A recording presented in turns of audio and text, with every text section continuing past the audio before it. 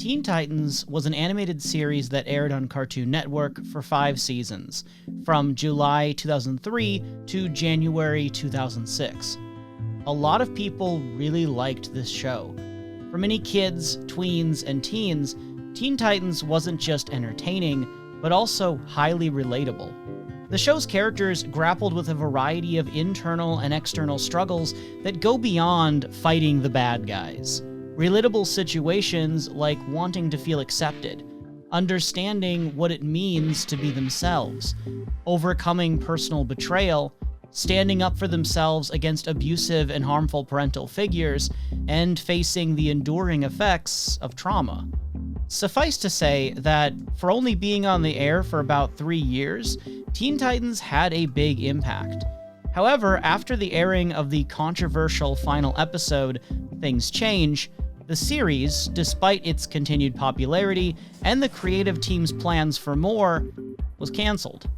Fans were devastated and immediately put their pleas to pen and wrote petitions calling for a Teen Titans Season 6. However, as you likely know, that never happened. And unless a meteor crashes into Earth soon and hits our world so hard that we pivot into another timeline, it ain't ever gonna happen. It's been about 20 years. We'll never know how it might have turned out if it had continued, because we never got a Season 6, and we never will. Except, it's not that straightforward. See, in interviews, the creators expressed some of the ideas that they'd had for the series if it had resumed. Producer Glenn Murakami and series writer Amy Wolfram have said in interviews that the plan would have been to continue focusing on the growing cast of honorary Titans from Season 5. Teen Titans had already gone global, and in this hypothetical Season 6, the Titans from around the world, along with new characters, would build their own towers and teams. Because the show would have focused less on the original core team and more on this bigger cast, there was even talk of rebranding the series as the new Teen Titans. But what if I told you that some of these ideas did turn into stories? That the animated series version of Teen Titans did not, in fact, end in September 2006 with the Trouble in Tokyo movie? What if I told you that after Season 5, we actually got more stories about this cast from the Teen Titans cartoon for an additional 2 years, and hardly anyone talks about it? If you're like me, you never knew about Teen Titans Go. And before you click off, this has absolutely nothing to do with the later Cartoon Network comedy series, Teen Titans Go. No, confusing as this case of same name may be, I'm actually talking about the comic books that were made alongside the original animated series, and later continued past that final episode. There's Teen Titans Go comics about the original series, and there's Teen Titans Go comics about Teen Titans Go, and I'm talking about the first group. While so many of us have been clamoring for a Season 6 for nearly 20 years, the Teen Titans Go comics have just been there, largely forgotten and obscure. So my goal is to amend that, even if only by a little bit, and help bring some more attention to Teen Titans Go. Again, not the show, but the comics by Jay Torres. As recounted in the Titans Companion Volume 2, in 1995, Jay Torres and his friend Tim Levins put together a do-it-yourself mini-comic called The Copybook Tales, which was fittingly about a couple guys trying to make their break into comics. It was a nostalgic 80s throwback coming-of-age story by two fans of comic books from the 1980s. Jay Torres and Levins went on to conventions and sold their copies for 75 cents each before getting picked up by a publisher, which down the road would lead to Tim Levins working on Batman Gotham Adventures. Back when they released their copybook tales, Tom Palmer Jr. reviewed their book for his indie comic column Palmer's Picks, and that got their names out there. And flash forward 5 or 6 years later, and Tom Palmer, along with Lisa Hawkins, who knew Jay Torres' work from Oni Press, just so happened to be recruiting for the Teen Titans Go comics. And when they asked Jay Torres to send in pitches, he turned out to be exactly what they were looking for. See, J. Torres had been making all-ages comics for years. His primary comic book demographic was kids, and he was also a huge fan not just of the Teen Titans, but specifically the Titans comics by George Perez and Marv Wolfman, whose comics were also the primary inspiration for the animated series. So when tasked with making comics based on a cartoon based on comics, it didn't strike him as weird. Rather, he said it felt like this had been tailor-made for him. J. Torres would occasionally reach out to the animated series writers, including Amy Wolfram and David Slack. He secretly hoped that writing the comics would eventually lead to him writing an episode for the show, but he admittedly hesitated to pitch his ideas and never got the chance. That said, it wasn't all sad. When Amy Beechin, another writer for the Titans animated series, became the story editor of a new cartoon about the Japanese band who had made the Teen Titans intro, he invited J. Torres to write for his new show, Hi Puffy Amiyumi. J. Torres was the main writer behind the Teen Titans Go comics during their 4.5-year run from 2004 to 2008. Throughout these comics, several different artists pitched in with their own takes on the Titans. Some artists really tapped into the animated series' style and energy, whereas others put quite a different spin on the characters and their world. Often, these different styles changed up the tone an issue would have in some interesting ways. And it's one of the neatest things about the comics, in my opinion, since it can give the comics their own identity from the show. Granted, with such variety, it's inevitable that not every style is going to resonate with every fan equally, and sometimes it looks so different that I wasn't even sure how to feel. Every now and then, there'll be this frankly bizarre-looking panel, some of which made me feel almost uncomfortable. But most of the time, the oddities were hilarious, and felt instantly memeable. But I don't want to be too hard on the artists themselves, who put in a lot of work and are very talented. And when the first issues were being made, the show hadn't even come out yet. And in all fairness, I also would say that it took the animators and artists of the TV show a few episodes in order to narrow down the right look and feel for the cartoon. What you may notice about Teen Titans Go, especially in the beginning, is that these comics were aimed at a younger audience than even the animated series. J. Torres and his team had to follow certain policies. They had to keep it all ages, which meant limiting sex, violence, and anything deemed too scary. They had to keep it G-rated, or rated E for everyone, with their original core demographic skewing towards something like boys ages 6 to 8. They couldn't depict things that a child might imitate that would be bad for them. For example, J. Torres had to remove a line at one point about somebody eating toothpaste, because a small child might read that and actually copy that. At the beginning, they were also asked to have morals and lessons in every issue, but eventually that requirement was later dropped. The Chibi Titans, known as the Super Deformed Titans, were added along the margins, especially at the bottoms of pages, where they'd tell knock-knock jokes, share puns, and generally engage in wordplay of the silly variety. Teen Titans animated series executive producer Sam Register was the one who came up with the idea of putting games and puzzles into the comics. In the past, J. Torres had also been an elementary school teacher, so he modeled these extras on his experiences of giving his students activity sheets after they'd finished their work. I think this is totally fine, and a nice idea for entertaining younger kids while they're on the bus ride to and from school, or while they're waiting for their brother or sister to stop hogging the TV. However, I'll admit, if I had been an older kid watching the animated series and saw these pages in the comics, some of the more basic activities included might have made me feel too old to read these comics, or even embarrassed to be seen reading them. Even if I was a big fan of the show, the comics might have felt a bit childish, and I might not have read them. Maybe a bit paradoxically, though, these comics also focus on something that I would think younger children would generally be less interested in, and that's romance. Romance might even be more prominent in the comics than in the animated series, and I don't only mean in the story where Larry plays Cupid and makes characters start falling in love with each other. Aqualad and the Goldfish are OTP, by the way. But don't you worry, Aqualad has a steadier girlfriend, in the form of this fish girl. And Cyborg has this new girl named Sarah, who, to me, never stopped feeling like a random insert OC. As you probably noticed, I'm going to be sprinkling in some of my opinions on aspects of the comics as we go along. And as you probably am also noticing right now, especially in the tone of my voice, I don't think that Sarah is a particularly memorable character. Most of the time it felt like she had been included for the sole reason of giving Cyborg a partner. One who has implied connections to Sarasim, yet hardly anything else going on. While I wish she was more of a fully developed character with an actual arc and more of a discernible sense of personality and interests, I do really like the Beast Boy joke about the toaster and the baby carriage. And speaking of Beast Boy, there's even a nod to the popular ship of Beast Boy and Raven.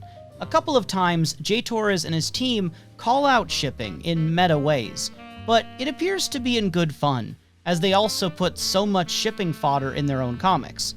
There's one character in particular that I think ends up suffering from their romance, but I'll talk about her later. Put a pin in that. Beyond the tone differences and general demographic, I think the biggest change with the writing from the show to the comics stems from the limitations imposed by the format and from the higher-ups.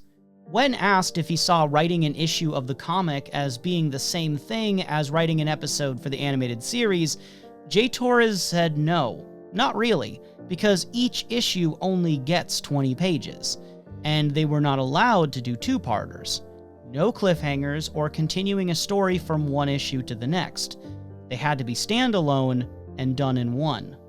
And I think this no continuing stories rule is a big problem. No matter what Torres did, these self-contained stories couldn't afford to have the same level of detail, pacing, or impact as the episodes of the animated series. And in lieu of that, many comic book issues, especially the early ones, instead focus on small-scale, rather inconsequential stories. For example, there's this game of baseball against villains from the show, plus some random pirate guy named Pegleg Jack. Other one-off stories include a Christmas issue with Santa and Billy Numerous, and the uniting of all the Titans' vehicles to form a giant robot. This is a pretty fun concept, and it's wild to see it in action, but it's also used on a fairly forgettable confrontation with Gizmo. That is, like many other conflicts in these stories, quickly resolved in only a few pages. Keep in mind that in the original animated series, while many episodes were standalone enough that you could watch them out of order, each season also had an ongoing story that built over multiple episodes. So often, these were the most impactful and memorable arcs of the show. Faced with the no continuations rule, Teen Titans Go comics tended to reiterate some of the older ideas from the show, just with a slight twist or a change-up. I wonder if it's in part because that familiarity with fans meant that less had to be set up. Torres said that he constantly got ideas from watching the show and reading episode scripts. He'd see things or read things and think about how he could do something like it in the comics. If someone mentioned something in an episode, or there was an off-screen moment implied, he saw it as an opportunity for a story. A specific example that he gives is that if in an episode a new villain fought, say, Beast Boy or Cyborg, he might want to have that villain fight Raven in a comic, to explore how that might play out instead. So, Speedy fights Plasmus, Hotspot fights Adonis, Argent fights Punk Rocket, Bushido fights Cheshire, and Wildebeest fights some villains named Rock, Paper, and Scissors. One of the best aspects about this is that it gives more time and attention to other characters like the Titans East and the Honorary Titans. The result of all these reiterative and callback stories is, for me at least, a mixed experience. Sometimes it feels like too much of a repeat of what we'd already seen in the show. I mean, I like the episode switched as much as the next fan, but did the comics really need to do it again? And then again? And maybe some stories are better left uncontinued, because they'd already ended perfectly on the show. However, at the same time, often these variations offer die-hard fans something cool, including plenty of Easter eggs and references. And some of these stories are done really well. There's this fun story about a female villain who first appears as a female version of Control Freak, then as Mad Maud, M-A-U-D, then the Puppet King's daughter, before somehow emerging as the daughter of Red X. Clearly something's up, considering Red X, who is likely around Robin's age, hopefully doesn't have teenage daughters running around. When she next appears as the daughter of Brother Blood, the Titans face her, and are finally able to unmask her, as none other than Kitten, Killer Moth's daughter. Where it turns out that the conflict stems from Killer Moth not giving his daughter enough attention because he's too busy plotting world domination. So, Kitten figured that she'd get him to notice her by taking over the world herself. This leads really naturally and nicely into a short conversation between Robin and Raven about their own experiences with broken families. This is one of my favorite issues of Teen Titans Go, because while it certainly owes a lot to referencing other characters from the cartoon, it's a nice blend of comedy, action, and sincere emotion by the end. Also, before I move on, I want to highlight Killer Moth. He may not be the best father ever, but he's really trying, and he remains the #1 Moth in my heart. Now, let's get into some of the juicier stuff. While the show's producer, Sam Register, had originally stated that the animated series was not going to elaborate on character origins, in part because of how depressing they could be, they later changed their minds and introduced major story arcs that do go into character origins, like about Raven's prophecy and Beast Boy's time with the Doom Patrol. And in late Season 5, there was even the episode Go, which showed how all the team members met each other for the first time. Jay Torres suggests that the main reason the showrunners and writers had gotten more into character backstories as the series went on is because of the fans. Viewers wanted to know more, so they gave more. Jay Torres also says that, as a fan himself, he also wanted them to explain more of the backstories. And when his comics continued past the ending of the animated series, he used this as an opportunity to continue expanding things. This includes an exploration of Starfire's family, especially her lost brother Wildfire, which inadvertently made me feel somewhat sympathetic toward Blackfire, because she essentially got skipped over in a male-preferred line of succession.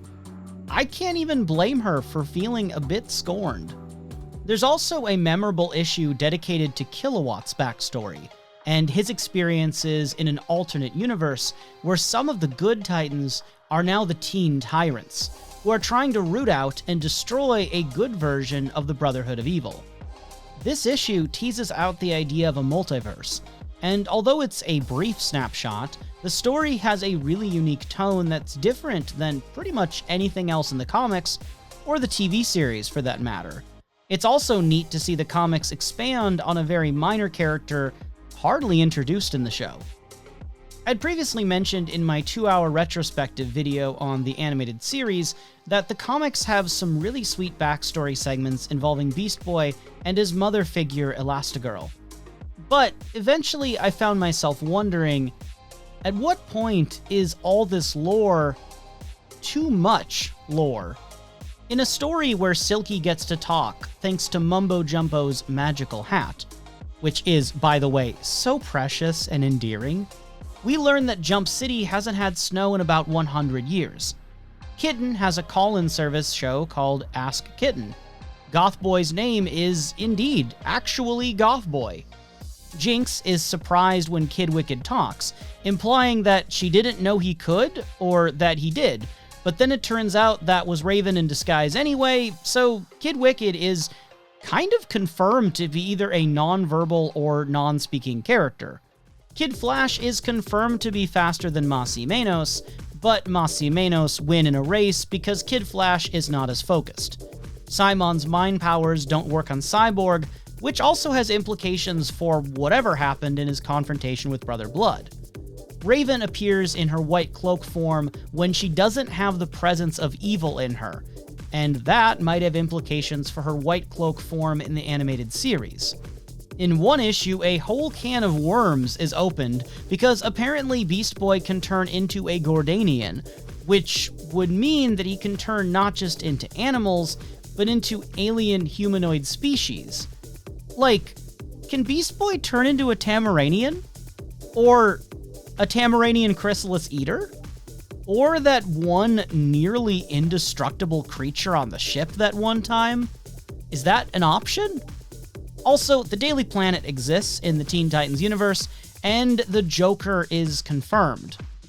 All of this is cool, but at what point is it a distraction, or besides the point, or actually contrary to part of what made the original animated series so magical?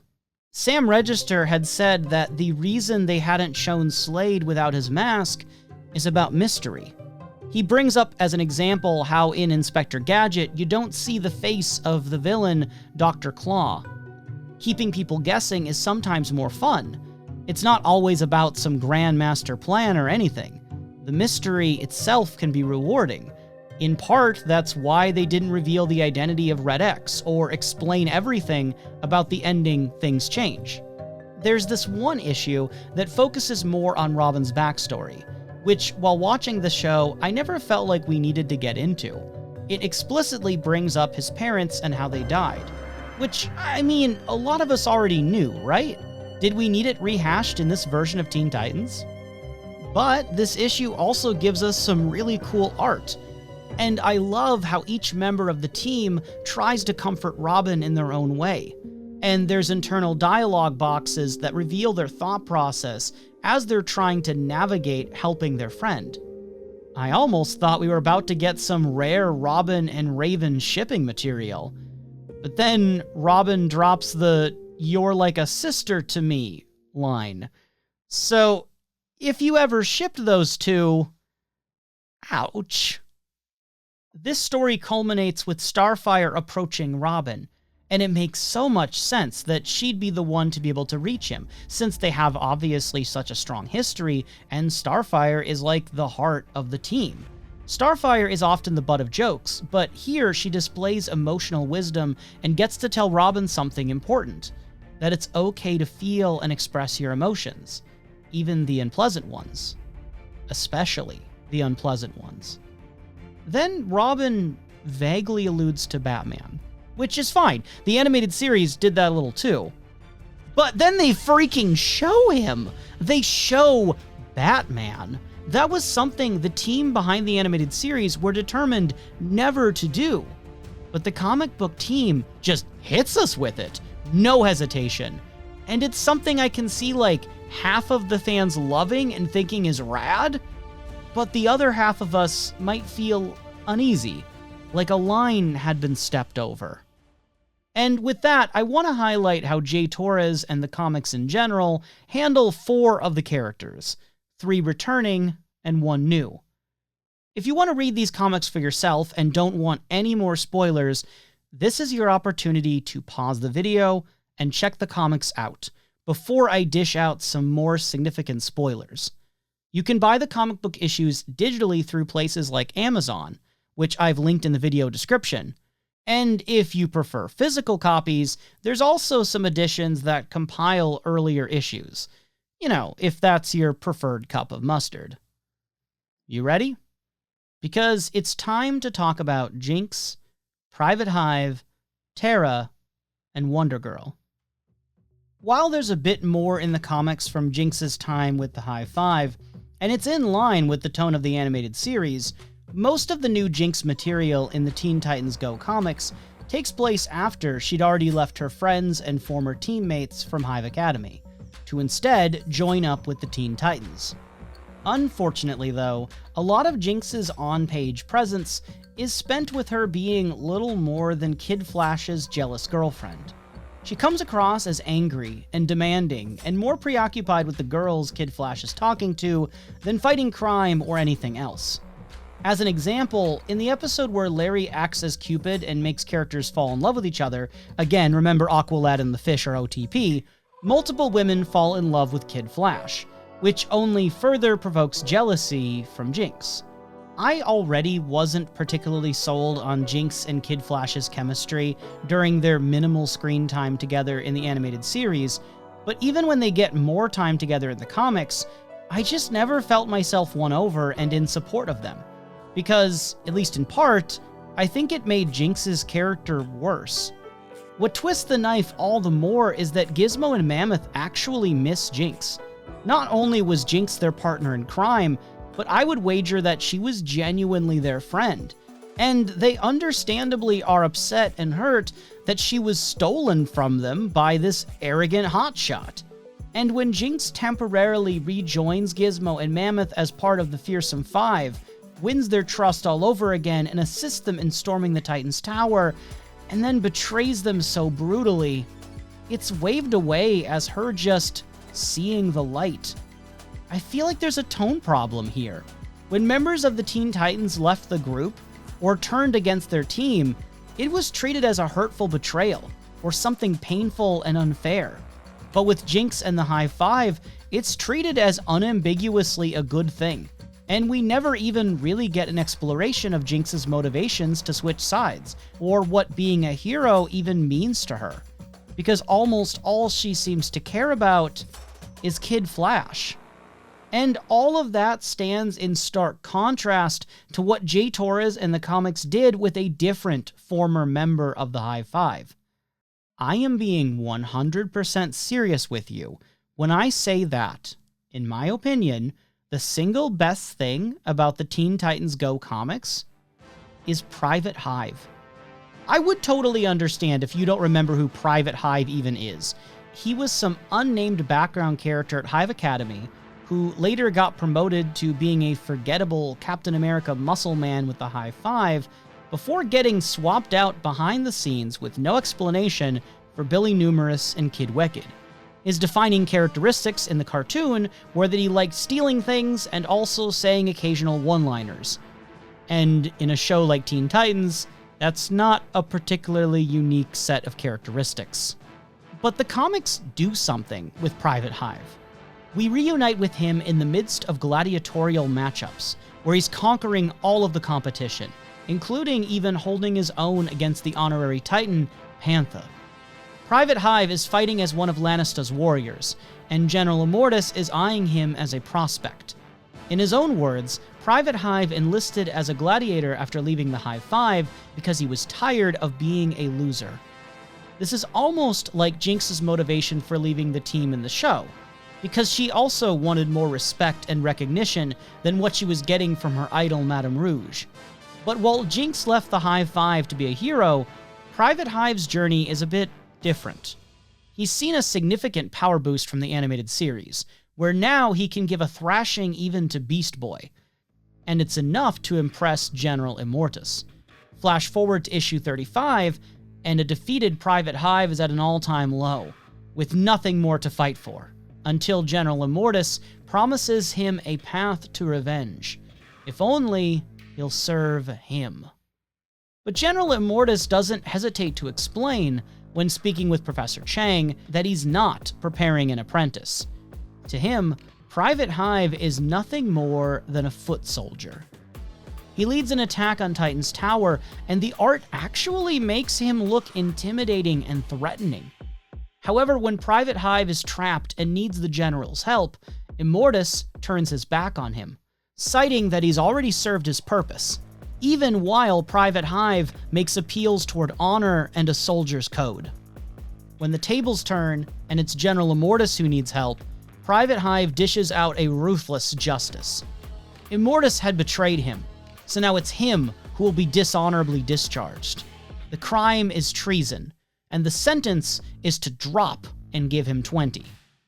The Teen Titans speak with Private Hive after and try to reason with him, but Robin's advice to stop following ruthless rulers and instead become a leader himself backfires. 8 issues later, and when Dr. Light is teaming up with Simon to form an elite squad that will end the Titans once and for all, the Fearsome Five, Private Hive is among the pool of candidates that is encouraged to duke it out for a spot on the team. But Private Hive announces that he is sick of following others' orders, and he takes his leave, ready to enact a plan of his own. Enter issue 50, standing tall and proud, and for the first time as a leader in his own right, the now Sergeant Hive announces to a crowd that they had made it through his boot camp, and they were ready for their final exam. The story Graduation Day shows the Teen Titans facing off against a legion of Sergeant Hive's new students.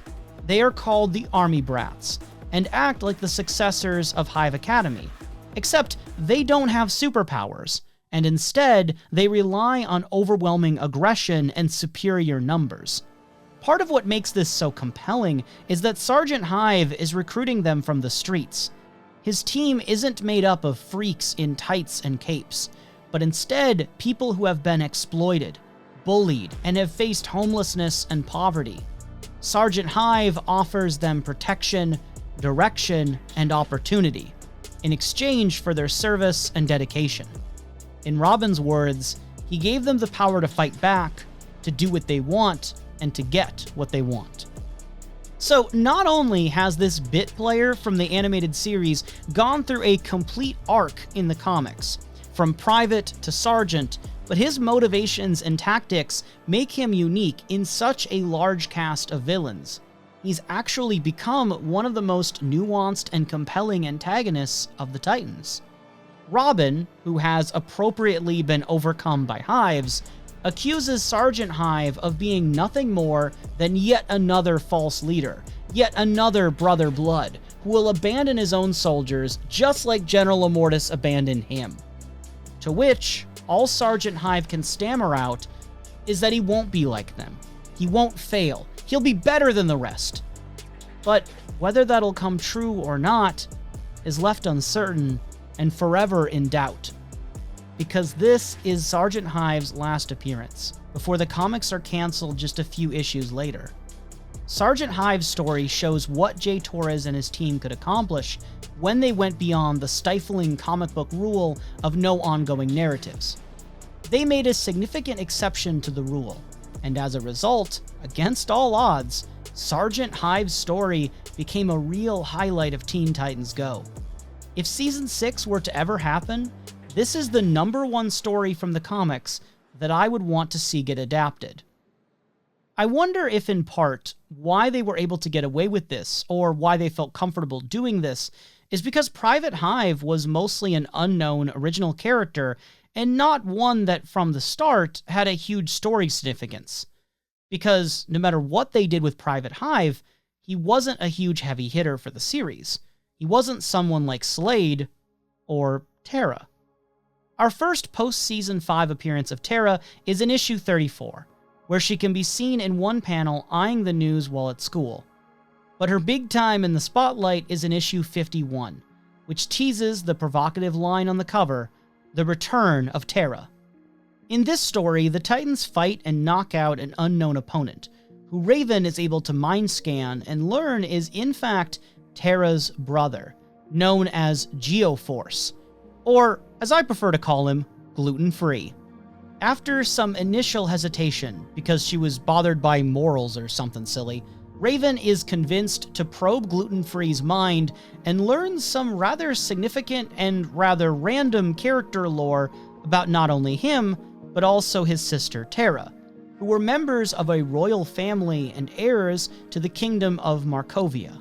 Readers are treated to a quick recap of Terra's story in Season 2, which I think stylistically is pretty cool, but it's redundant if you already know who she is, and not especially helpful if you don't. Retroactively, Terra is labeled as a hard-headed child who was confused about who she was and who she was supposed to be, and as a result fought back when people told her what to do or how to act. And it's around this point that we're brought back to the present day and given some commentary on the animated series' last and most controversial episode, Things Change. Beast Boy explains that Starfire has this theory, that Terra turning to stone was like a caterpillar going into a cocoon, which itself is reminiscent of her chrysalis from the episode Transformed. So when Terra was freed from the stone, she emerged like a butterfly, and chose to start a new life. Beast Boy thinks she either doesn't remember or doesn't want to remember him and their time together. Like in the final episode, the tone is fairly bittersweet, leaning toward personally sad for Beast Boy. However, as Gluten-Free watches his sister talk with her friends, he remarks that she looks happy. Happy in a way that she hadn't been when they were kids. So Gluten-Free decides not to talk with her. Because while change can be good, sometimes it's best to leave things as they are. And with that, Terra's story ends. Again. The same way it ended last time. Except this time, the moral of the story is spelled out. So my question for you is, if you already didn't like Things Change as the ending of the animated series, do you like this comic book story more? Is it better because it ends on a happier note, and it's clearer that this is supposed to be good for Terra? Or maybe you like it better because it's not the last thing that the series ends on? Or does it still frustrate you and not feel right for her character? Because, for me, as someone who loves the episode Things Change, and thinks of it as an incredible ending and considers it his favorite episode, I like that mystery of the original series, that unknown note that everything ends on, that bittersweet feeling that sometimes you have to move forward and things aren't always going to work out the way you want them to. The last episode was challenging, but the challenge is part of what makes it so compelling for me. But what do you think? Regardless, for fans wanting something more to be done with Terra, I'm not sure the comics live up to that hope. But for fans wanting to see certain new characters join the roster, there was a significant debut 36 issues into the comics. The debut of Wonder Girl. Sam Register noted that Wonder Girl, Superboy, and originally Kid Flash couldn't be used in the Teen Titans animated series because of licensing situations. They had access to the Batman universe, but if they used those characters, then they'd have to pay a bigger licensing fee, because other creators were connected to those characters. Jay Torres couldn't introduce a character to his comics that hadn't been introduced in the animated series, if there were plans to introduce them at some point. But once the show was over, according to Jay Torres, they were essentially told they could do whatever they like, for example, bringing in new characters more freely. And soon, they were able to bring in Wonder Girl, who couldn't appear in the animated series due to said licensing shenanigans. When Wonder Girl gets her full debut in issue 36, she sets foot in man's world to help her friends, young men and young women alike, when their world is being invaded by the Gordanians. The in-universe explanation for why Wonder Girl never appeared with the Titans earlier is that her mom had forbidden it, which, makes sense. Although it's a short-lived team-up, we even get to see her fighting alongside Robin, Speedy, and Kid Flash, which is a nice throwback to the classic comics and a unique grouping for this version of the Teen Titans. Yet, while Wonder Girl is definitely portrayed as strong, she isn't in the comics very much, and I found it difficult to really pinpoint her personality outside of her competence, confidence, and habit of referencing Greek gods and heroes. It's established through Blackfire's taunting that Wonder Girl had been adopted, but unlike the core Titans, especially in their animated series appearances, we don't get a full arc where Wonder Girl faces her past or faces the pains of growing up. And this is a series that's known for having great female characters because of their depth, not only because they were good at beating up the bad guys. Although, of course, they are very strong, too. This may be a weird analogy, but when I was a kid, I loved playing Star Wars Battlefront 2 on the PlayStation 2. And in that game, you usually play as a regular soldier, like a rebel fighter, or a stormtrooper, or a clone, or a droid.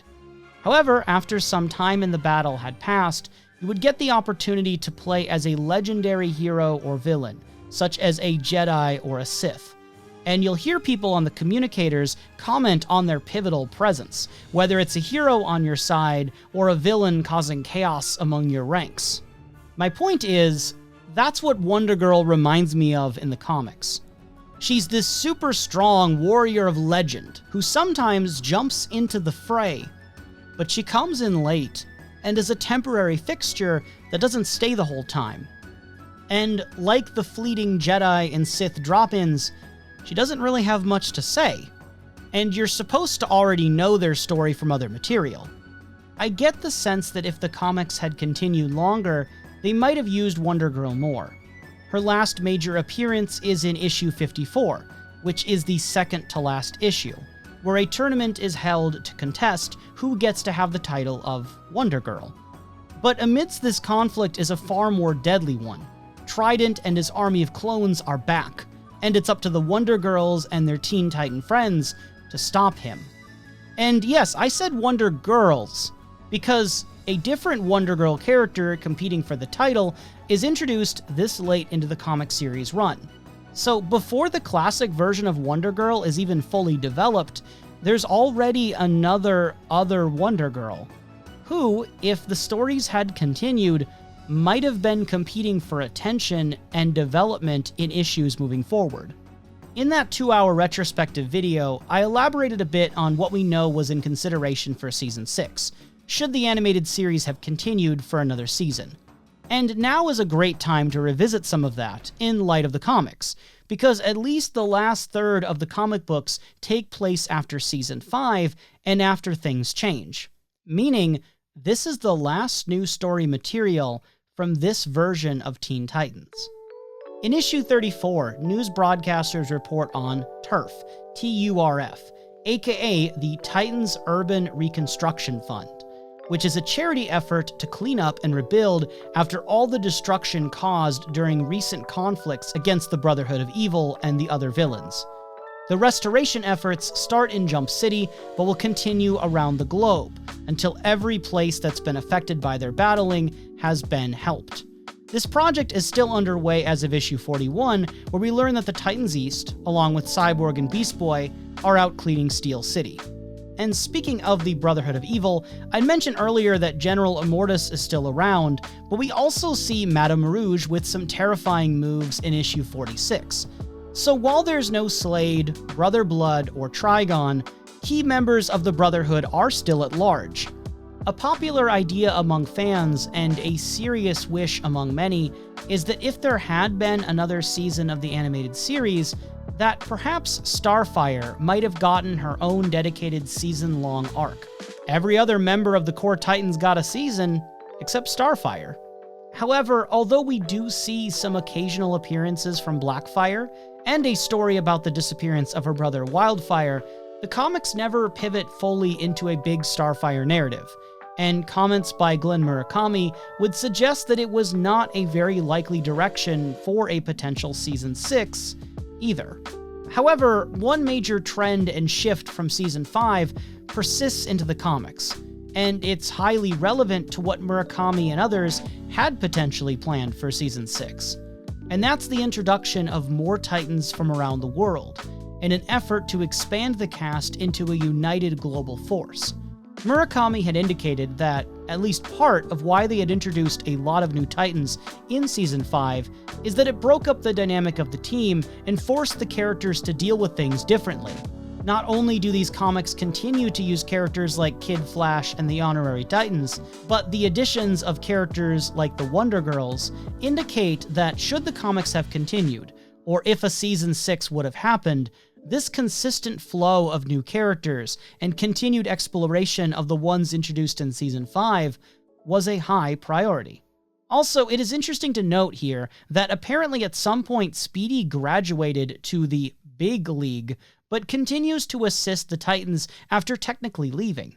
Cyborg and Robin address their ever-growing team and suggest that with Speedy moving on, Kilowatt back in his dimension, and the core Titans more and more often being spread out on missions, it is important that they continue to grow their ranks so that the bad guys never outnumber them. Cyborg ends up leading a boot camp for new young heroes, two of whom look like they may have been recruited from Sergeant Hive's army brats. Much like their adult counterparts with the Justice League, Teen Titans had gone global and had become, in Robin's own words, unlimited. And I absolutely think that's an apt way to describe what the series had become. If Season 6 had happened and went the same way as the comics, I genuinely think rebranding the show as a new series by calling it The New Teen Titans or even Teen Titans Unlimited, would probably have been the right call. The attention had moved so far away from the original core 5 that it's almost become its own new thing. The original Titans are older now, acting in different roles, and appear less often, especially less often together. Another way to phrase this is that if you were ever holding out for a Teen Titans Season 6, it very likely still would have been very different from the Teen Titans seasons that came before, especially different from the first 4 seasons. And once Pandora's box had been opened by introducing all of these new Titans on this much bigger scale, there really wasn't any going back. Some of the characters that Glenn Murakami said they would use in a potential Season 6 also appear in the comics, like Phobia and Ravager, Slade's daughter in the comics. Ravager's first and last appearance is in issue 49, which is given the tantalizing subtitle, The Return of Slade.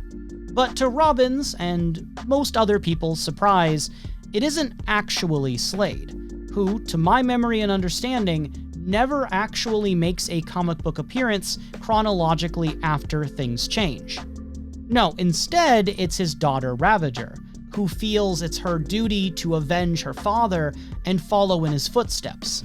She says that she was trained and raised to be like Slade, so this is who she is, no matter what. Which, to me, seemed like a potentially interesting idea to explore. Maybe this could allow for a morally gray character, someone who is doing bad things, but out of a sense of honor and familial loyalty. But then, literally on the same page, Jinx explains to her the concept of having a choice, and it just completely rocks Ravager's mind. She'd never given it a thought before that she had a choice, and she starts feeling all this regret, and she takes off her mask, and she joins the Titans, and she calls herself Rose, and that's it. That's Ravager's entire story. Because after barely any conflict with the Titans, she immediately joins their side, and the comic books end before she could show up again. Maybe Rose would have reunited with Jericho, and we would have found out if he is also Slade's son, like in the other comic books, and maybe Slade himself would have actually come back, and maybe Rose would have fought against Red X, who also hadn't shown up in a while, but now we'll never know. And as for Phobia, she is the surprise villain in the final issue of Teen Titans Go, issue 55, in a story suitably titled, When There's Trouble. To my knowledge, this is the final story for this group of Titans, unless you're counting their appearances in the Teen Titans Go versus Teen Titans movie, which, let's just say I am hesitant to call the exact same thing. This story actually gets very dark very quickly, with each of the core Titans experiencing a nightmare scenario. For example, Beast Boy is getting kicked out and practically disowned by his original found family, the Doom Patrol. Raven is overcome by extreme emotion, and very alarmingly, the reappearance of Trigon-like eyes on her forehead. Robin is battered and distraught as everything around him is in shambles, his team has fallen apart, it isn't functioning like a unit, and he's left wondering what happened to his family. These are all revealed to be tricks of the mind conducted by Phobia, who is anticlimactically, but also humorously, thwarted by Silky. As Raven surmises, with Phobia defeated, everything's just peachy, and a selection of characters show support in chibi form at the bottom of the page. But they can't celebrate for too long, because Gizmo and the new Hive 5 are running amok, and so the original team leaps into action yet again, and the final words of the final issue are Teen Titans Go!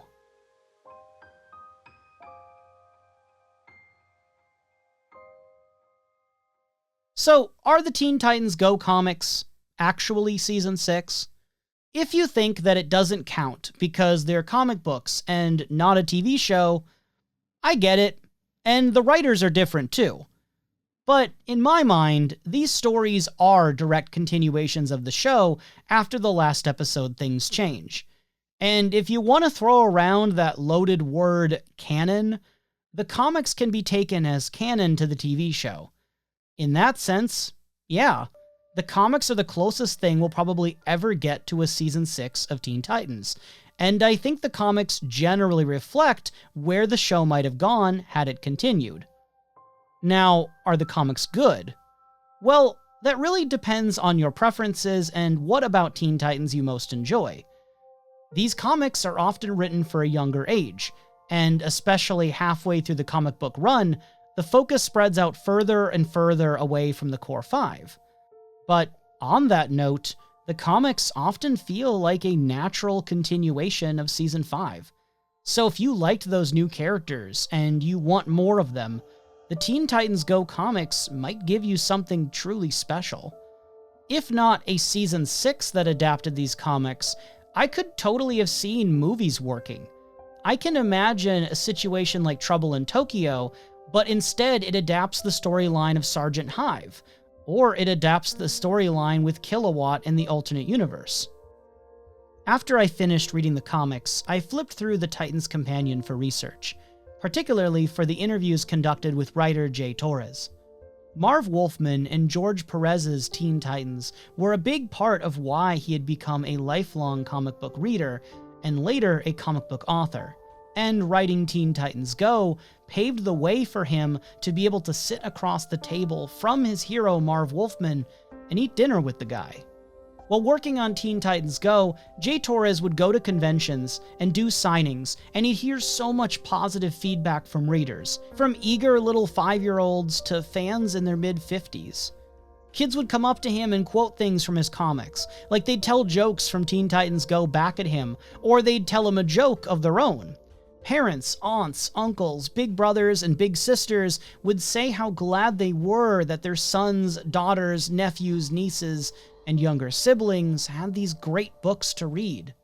Jay Torres saw in these exchanges hope for keeping the medium of comics alive amidst a shrinking comic book market, where other media, like the expanding world of video games, was competing for kids' attention. Maybe his comics could inspire kids, like how Marv Wolfman and George Perez had inspired him.